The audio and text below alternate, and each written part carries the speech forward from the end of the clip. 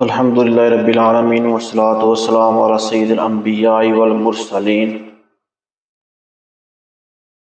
اما بعد فاعوذ باللہ من الشیطان الرجیم بسم اللہ الرحمن الرحیم اللہم صلی علی محمد وعلی آل محمد واصحابہ وبارک وسلم اللہم رب زدنی علما اللہم انی اسألک علما نافعا۔ آج ہم ہجری کیلنڈر کے بارے میں پڑھیں گے کہ یہ کب تشکیل ہوا اور کس خلیفہ نے ہجری کیلنڈر تشکیل دیا اور کیوں دیا، کیونکہ ہمارا اسلام میں جو بھی تاریخ ہے، جو اسلامی کیلنڈر ہے، وہ ہمارا ہجری کیلنڈر چلتا ہے۔ اس کے بارے میں پہلے عرب میں کوئی باقاعدہ نظام موجود نہیں تھا کیلنڈر مہینوں کا۔ کوئی بھی تہوار ہوتا، اس کی مناسبت سے اس سال کا دن مہینوں کا نام رکھ لیا جاتا۔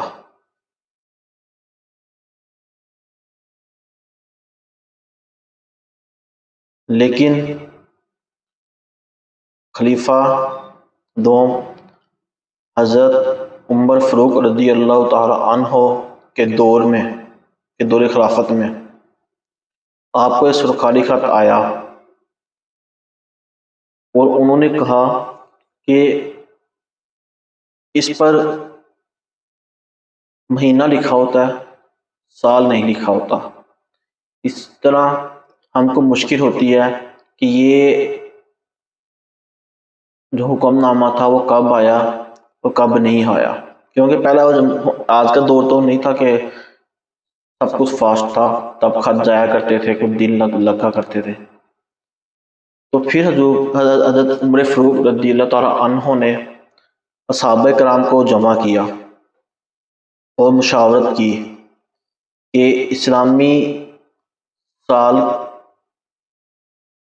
کے بارے میں کچھ کیا جائے، کوئی نظام مرتب کیا جائے۔ تو سب نے اپنے اپنے مشورے سے کیا، لیکن اب یہاں پہ یہ تھا کہ اسلامی سال شروع کب کیا جائے۔ جیسے آپ نام جانتے ہیں کہ ہجری کیلنڈر، ہجری پھر ہجرت سے اس کو اس کا نسبت قائم کی گئی۔ تو ہجرت کے بارے میں پھر یہ ہوا کہ پہلے یہ تھا کہ کچھ صحابہ کرام کہہ رہے تھے حضور پاک صلی اللہ علیہ وسلم کی پیدائش سے اس سال کا آغاز کیا جائے، کچھ نے کہا نبوت سے کیا جائے، کچھ نے کہا ہجرت سے۔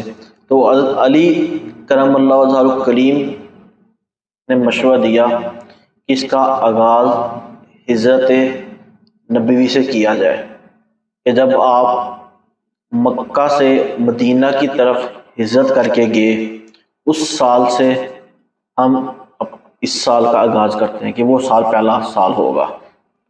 آپ صلی اللہ علیہ وسلم کی عمر مبارک جب آپ نے مکہ سے ہجرت فرمائی تو 53 سال تھی۔ تو اس کو ٹوٹل آپ صلی اللہ علیہ وسلم کی عمر مبارک 63 تھی۔ تو اس لیے جب آپ نے ہجرت فرمائی 53 تھی، تو تب سے اس سال کو کاؤنٹ کیا گیا۔ اس طرح ہم نے اس دفعہ 1500 سالہ جشن عید میلاد النبی منایا، وہ اسی طرح منایا کہ یہ 1447 چل رہا۔ 53 سال آپ کی عمر مبارک اگر ایڈ کی جائے، جمع کی جائے، تو یہ 1500 سال ہو جاتے ہیں۔ تو اس طرح ہجری کیلنڈر کا ابتدا ہوئی، اور آپ کے ہجرت جب آپ مکہ سے مدینہ کی طرف ہجرت فرمائی آپ نے، تب اس کو پہلا سال قرار دیا گیا۔ کیونکہ اس ہجرت سے ہی اسلام کو ایک نئی طاقت ملی تھی، باقاعدہ ایک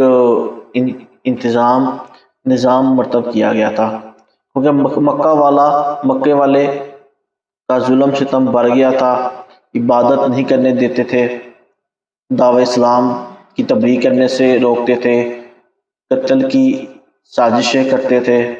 اس کے لیے مکہ سے ہجرت کر کے مدینہ کی طرف گئے۔ پھر باقاعدہ مدینہ میں باقاعدہ حکومت قائم کی گئی، عدل، امن، شریعت کا نفاذ ممکن ہوا، اور مدینہ میں تبلیغ پھیلی، دین مضبوط ہوا، صحابہ تیار ہوئے۔ یہ اسلام کی حکمت عملی تھی۔ ہجرت کا سب سے بڑا راز یہ قرآن پاک میں اللہ تعالیٰ فرماتا ہے کہ اللہ کی زمین وسیع ہے، یعنی جہاں دین پر چلنا نہ دیں وہاں سے نکل جاؤ۔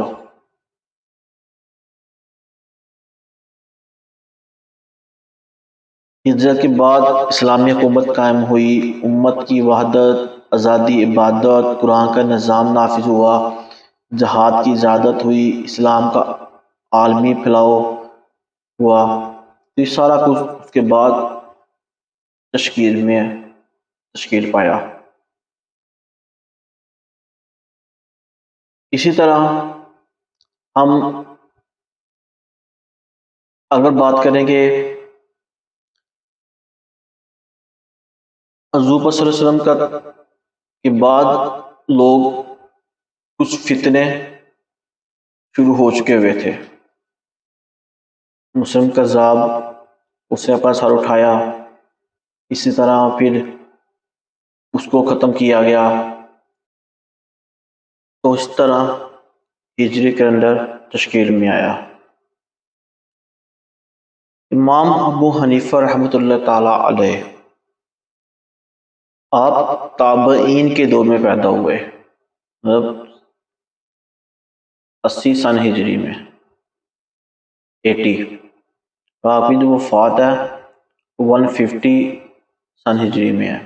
اس لحاظ سے آپ پہلی صدی کے ائمہ میں سے ہیں۔ آپ نے صحابہ کرام کی صحبت بھی حاصل کی، کچھ ملی آپ کو۔ آپ امام جعفر صادق رضی اللہ تعالیٰ عنہ کی شاگردی میں بھی رہے 2 سال تک، آپ سے بھی آپ نے علم حاصل کیا۔ اس طرح ہم امام ابو حنیفہ کی جو ترتیب دی گئی ہے اس پر ہم رکھتے ہیں۔ آپ کے بعد امام مالک تھے، ان کا جو دور تھا، آپ کی پیدائش تقریباً 93 ہجری کی ہے، وفات آپ کی 179 ہجری کی ہے۔ مطلب آپ امام ابو حنیفہ کے دور میں موجود تھے، اور اس کے بعد جو آتے امام وہ امام مالک۔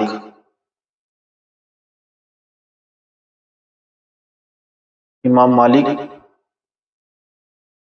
تو ہو گئے، اس کے بعد آتے ہیں امام شافعی رحمۃ اللہ تعالی علیہ۔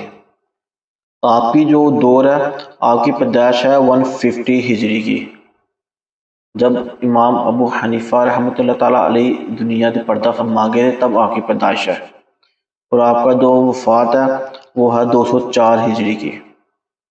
اس کے بعد چوتھے امام ہے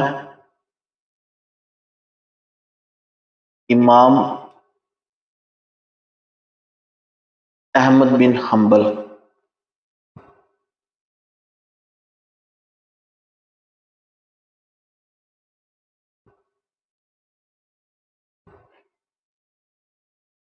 آپ کی جو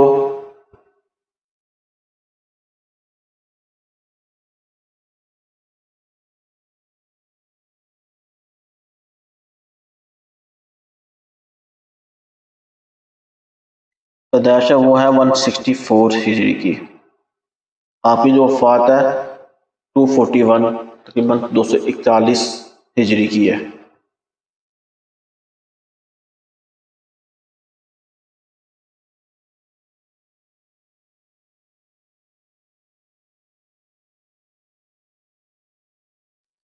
امام مالک رحمۃ اللہ تعالیٰ علیہ نے مدینہ سے تابعین سے علم حاصل کیا۔ امام شافعی نے امام مالک سے براہ راستہ علم حاصل کیا، اور امام احمد بن حنبل نے امام شافعی سے علم و فقہ سیکھا۔ مطلب کہ امام ابو حنیفہ کے علاوہ باقی جو تین تھے وہ آپس میں ان کی ملاقاتیں، ان کی صحبتیں حاصل کی انہوں نے، اور اہل سنت والجماعت ان چاروں اماموں پر کی تقلید کرتے ہیں، لیکن جو جس امام کو فالو کر رہا ہے وہ مکمل طور پر اسی امام کو فالو کرتا ہے۔ اب یہ نہیں ہے کہ ہم امام ابو حنیفہ رحمۃ اللہ تعالی کو فالو کر رہے ہیں تو ہم امام جہاں پہ ثانی ہوگی وہاں پہ امام شافعی، امام احمد بن حنبل یا امام مالک کی طرف چلے جائیں گے۔ نہیں، جس امام کو آپ نے فالو کیا یہ چاروں امام حق پر ہیں، تو ہم نے جس امام کو فالو کیا ہم اسی کی کریں گے۔ اور اہل سنت والجماعت میں زیادہ تر جو ایشیا میں ہے وہاں پہ فقہ حنفی امام ابو حنیفہ رحمۃ اللہ علیہ کو فالو کرنے والے ہیں، اس لیے ہم فقہ میں اور اس میں جو بھی باتیں ہوں گی، مسئلے ہوں گے، فقہ حنفیہ کے مطابق ہی فالو کریں گے۔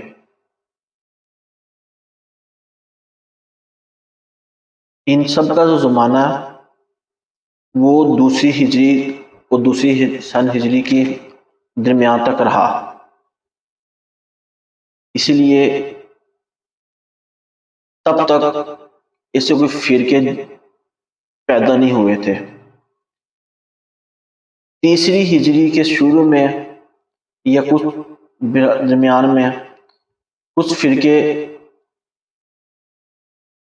بننا شروع ہو گئے، جیسے آپ کو پہلے بنایا یونانی فلسفے کو فالو کرنے والے۔ اسلام میں ایران میں یونان تک اسلام پھیلا تو ارسطو، افلاطون، سقراط ان کی جو تھی ان کو عربی میں کیا، تو یہ انہوں نے عقل کے بنیاد پر اس سب کو اسلام کو سمجھنے کی کوشش کی، یہ اپنی عقلی دلائل پیش کیے، منطق کے مطابق اس کو پرکھنا شروع کیا، تب اس میں فسادات پیدا ہوئے، جس میں جہمیہ، معتزلیہ، اس طرح کے فرقے وجود میں آنا شروع ہوئے۔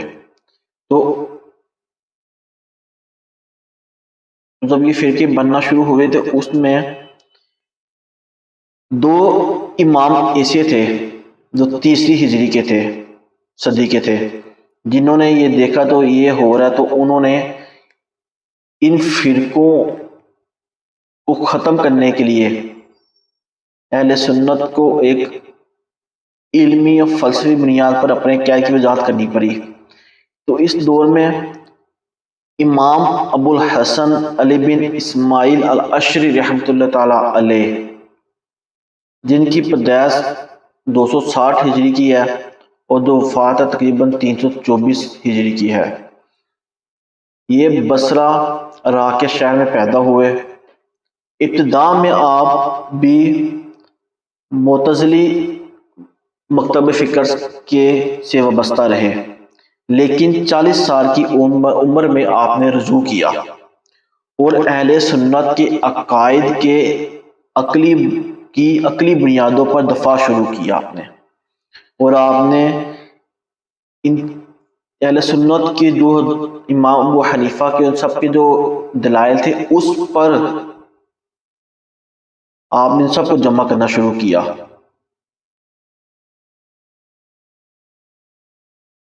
تو آپ نے باقاعدہ بہت سی کتابیں مرتب کی۔ امام ابو الحسن علی بن اسماعیل الاشری رحمۃ اللہ تعالی علیہ تھے، ایک امام یہ تھے۔ دوسرے امام تھے امام ابو منصور محمد بن محمد الماتوریدی، ایک یہ امام تھے، یہ بھی فقہ حنفی پر کے پیروکار تھے، اور عقائد میں انہی کے آپ نے امام ابو حنیفہ کے ہی اصولوں پر اس کو جمع کیا۔ تو جب آپ اس دور میں جب یہ فرقے جنم آنے لگے، بننے لگے، تو اس کے رد میں ان دو اماموں نے محنت کی، امام ابو الحسن ماشری الاشری، ابو منصور محمد الماتوریدی، ان دو اماموں نے محنت کی اور عقائد میں امام ابو حنیفہ کے جو تھے ان پر امت کو جمع کیا اور وہ ان کو نصاب دیا۔ اہل سنت کے عقائد میں انہی دو مکاتب کے ذریعے منظم اور مرتب ہوئے کہ اہل سنت کے جو عقائد ہیں وہ انہی سے لیے گئے۔ پھر کہ جب یہ فرقے بننا شروع ہوئے تھے اس زمانے میں، تو انہوں نے جو محنت کر کے اہل سنت والجماعت کا جو صحیح تھا، جس پہ حضور صلی اللہ علیہ وسلم نے فرمایا تھا کہ میرے اسی پر وہ جماعت اسی پر ہوگی جس پر میں اور میرے صحابہ کرام ہوں گے، تو پھر انہوں نے فکر کیا۔ تو ان کا ٹائم بھی آپ کے دوسری تیسری سال ہجری کا ہے، ٹھیک ہے۔ تو پھر اہل سنت والجماعت نے جب انہی کی کو فالو کیا، اور جو وسط ایشیا اور انڈیا میں تو انہوں نے کیا۔ الاشری جو تھے وہ زیادہ تر شمالی افریقہ، شام، مصر، انڈلس والی سائٹ پر تھے، اور جو ماتوریدی کے تھے وہ زیادہ تر وسط ایشیا، ہند، پاکستان، ترکیہ، بخارا، سمرقند، وہ زیادہ تر اس طرف کے تھے۔ تو یہ اسی لیے وسط ایشیا میں زیادہ تر فقہ حنفی رائج ہے، کیونکہ جو ابو منصور ماتوریدی رحمۃ اللہ تعالیٰ علیہ تھے وہ فقہ حنفی پر تھے، امام ابو حنیفہ کے پیروکار تھے۔ تو اسی لیے اس علاقے میں اس ایریے میں زیادہ تر فقہ حنفی سے ہی متعلق لوگ پائے گئے۔ باقی جتنے بھی فرقے آئے وہ ان کی طریق پیچھے کوئی بھی نہیں ملتی، آپ کو وہ طریقہ آپ کو ملے گی 100 سال یا 200 سال پرانی ہوگی صرف، لیکن ہماری جو اہل سنت والجماعت کی طریق ہے وہ پہلی ہجری امام ابو حنیفہ کی ہے، تبھی سے ہماری جو اہل سنت والجماعت کی ہے وہ طریق آنا شروع ہو جاتی ہے۔ تو اس طرح اہل سنت والجماعت ابھی سے نہیں بنی، یہ شروع سے ہی بنی۔ فرقہ وہ ہوتا ہے جو ایک جماعت سے الگ ہو، اور جو جماعت کے ساتھ ہوتا ہے وہ جماعت، اللہ صلی اللہ علیہ وسلم نے فرمایا جو میرے صحابہ کرام وہ حق پر ہوں گے وہ جماعت حق پر ہوگی۔ فرقے نہیں کہا تھا، فرقے بنیں گے الگ لیکن جماعت حق پہ ہوگی۔ اگر جو مثلا فرقے کا نام آئے تو ایک جگہ ہی پر آ لیا ہے، لیکن میں جب بھی بات ہوئی ہے اہل سنت والجماعت، جماعت کی بات ہوئی ہے، گروہ کی بات ہوئی ہے، فرقے کی بات نہیں ہوئی۔ تو یہ جو فرقے یہ بعد میں آ کے ہوئے ہیں، یہ جماعت سے جو ایک تنظیم ہوتی ہے اس سے جو الگ بنتا ہے وہ فرقہ ہوتا ہے، فرقے سے فرقہ نہیں ہوتا۔ تو اس لیے جو آج کے جتنے بھی لوگ ہیں کہتے ہیں یہ ہو گیا وہ ہو گیا، ہم جو پہلی صدی کے ہیں جنہوں نے صحابہ کرام کی صحبت حاصل کی، اہل بیت کی صحبت حاصل کی، ہم ان کو فالو کر رہے ہیں۔ آگے آگے اہل سنت میں جو انہوں نے امام ابو حسن الاشری، امام ابو منصور الماتوریدی، انہوں نے منظم طریقہ کیا، پھر چلتے آئے، پھر آگے آگے ہم فرقے حنفی والے اہل سنت والجماعت کے بریلوی، امام اعلیٰ حضرت امام احمد رضا خان رحمۃ اللہ تعالیٰ علیہ، کیونکہ اس میں آ کے مجد الفسانی اس میں بھی آ کے کچھ فرقوں نے سر اٹھانے کی کوشش کی تھی۔ تو ان دو فرقوں نے سر اٹھانے کی کوشش کی، ان کو کچلنے کے لیے، ان کو ختم کرنے کے لیے امام اعلیٰ حضرت بریلوی رحمۃ اللہ تعالیٰ علیہ نے بہت کاوشیں کی، بہت محنت کی، بہت کتابیں انہوں نے لکھی۔ تو تقریباً انہوں نے دوبارہ وہی جو فرقے خراب ہونا شروع ہو گئے تھے دوبارہ اسی لمحے لے کے، جس میں ہمارے اسلاف، ہمارے بزرگ، ہمارے ائمہ اربع تھے، پھر اسی پر تشکیل کیا۔ اسی لیے پھر جب یہ دور نکلا امام اعلیٰ حضرت کا تو پھر یہ کہا گیا کہ جو حنفی، جو اہل سنت والجماعت ہوگی، امام اعلیٰ حضرت کو ماننے والی ہوگی، وہی حق پہ ہوگی، کیونکہ انہوں نے اسی باتوں کو اپنے سے خود نئی باتیں نہیں انہوں نے نکالی تھی، وہی جس میں ہمارے بزرگ تھے، ہمارے ائمہ اربعہ تھے، جو امام ابو الحسن الاشعری، امام ابو منصور ماتوریدی تھے، انہی کو بس دوبارہ ضابطے میں لے کے آئے، جو جس میں خرابی پیدا ہونا شروع ہو گئی، لوگوں نے کر دی تھی کچھ فرقوں نے۔ تو پھر اس لیے کہا گیا کہ فقہ حنفی اور آپ کے بریلوی شریف کے رہنے والے تھے، اس لیے بریلوی شریف انڈیا کا شہر ہے، علاقہ ہے، تو اس لیے پھر کہا امام ابو اعلیٰ حضرت سے اس کو منسلک کیا جاتا ہے۔ اب آتے ہیں کہ اہل سنت والجماعت کیا ہے۔ اہل سنت والجماعت دو الفاظ سے مل کر بنا ہے، اہل پیروکار وابستگان، سنت نبی صلی اللہ علیہ وسلم کا طریقہ عمل اور تعلیم، جماعت مسلمانوں کی اکثریت، وہ امت جو نبی صلی اللہ علیہ وسلم کے راستے پر متحد رہی۔ یعنی اہل سنت والجماعت کا مطلب ہے وہ لوگ جو نبی کریم صلی اللہ علیہ وسلم کی سنت اور صحابہ کرام کی جماعت کے طریقے پر قائم رہی اور جو قائم ہے۔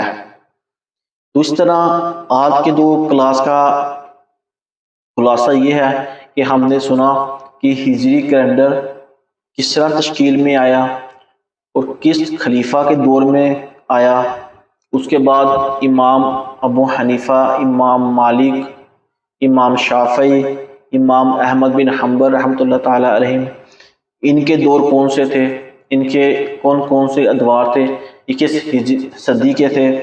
پھر اس کے بعد جب فرقے اس میں بگاڑ آنا شروع ہوا تو پھر کس امام نے، دو اماموں نے دوبارہ اس کو اسی میں لے کے آئے جو پہلے ہمارے بزرگ لے کے چلے تھے۔ اس کے بعد پھر جب ٹائم گزرا تو اعلیٰ حضرت کا جب زمانہ آیا تب انہوں نے پھر دوبارہ جو فرقے چھت اٹھانے کی کوشش کر رہے تھے تو ان کو ان کے ختم کرنے کے لیے دلائل میں پھر دوبارہ اس کو ایک منظم طریقہ اختیار کیا۔ اسی طرح آج کا دور چل رہا ہے، آج میں بھی کافی لوگ کافی فرقے اپنا سر اٹھا رہے ہیں، کوئی کچھ کہہ رہا ہے، کوئی کچھ کہہ رہا ہے، کوئی کچھ کہہ رہا ہے، لیکن آپ اپنے بزرگان دین اور اسلاف کے نقش قدم پر رہیں۔